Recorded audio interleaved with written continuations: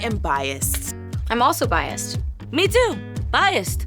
We all have unconscious bias. For my college thesis, I did a case study on unconscious bias in hiring. So when I was applying for jobs, I sent identical resumes to 20 different companies, half with my real name and half with the name Melanie Watson. Melanie got 3 responses right away. Of course she did. Whereas you're the only company who responded to Malika Williams. Unfortunately, my character, Malika's situation in good trouble is not unique. Qualified applicants with white-sounding names are 50% more likely to get called in for an interview than those with black-sounding names. So are the companies who only responded to Melanie just bad? Maybe, but it's not that simple. If you hear someone say they're colorblind or have no bias, ring the alarm! They're not only wrong, they're part of the larger problem. Because while active discrimination is also a huge issue that we need to call out, we pay less attention to the unconscious bias simply because it's just that, unconscious. It's completely unavoidable and as biological as our need to eat, sleep, or argue with strangers on the internet. So how did we get here, and how do we fix it?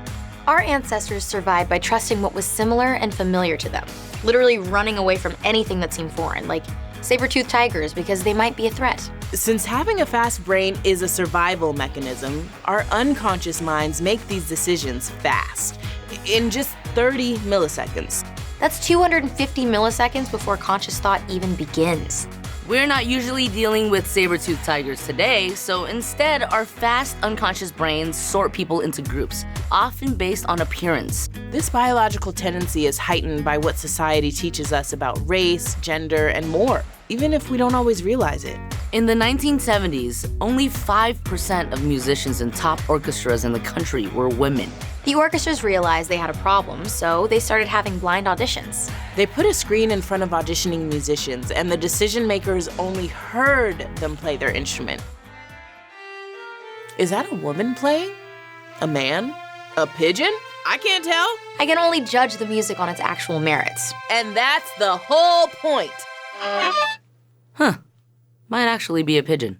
In 100% completely related news, the orchestras using this audition tactic increased their female membership 5-fold. Overcoming hiring bias needs to start at the top down. A candidate shouldn't feel the need to disguise themselves to get a job, like Malika changing her name on her resume.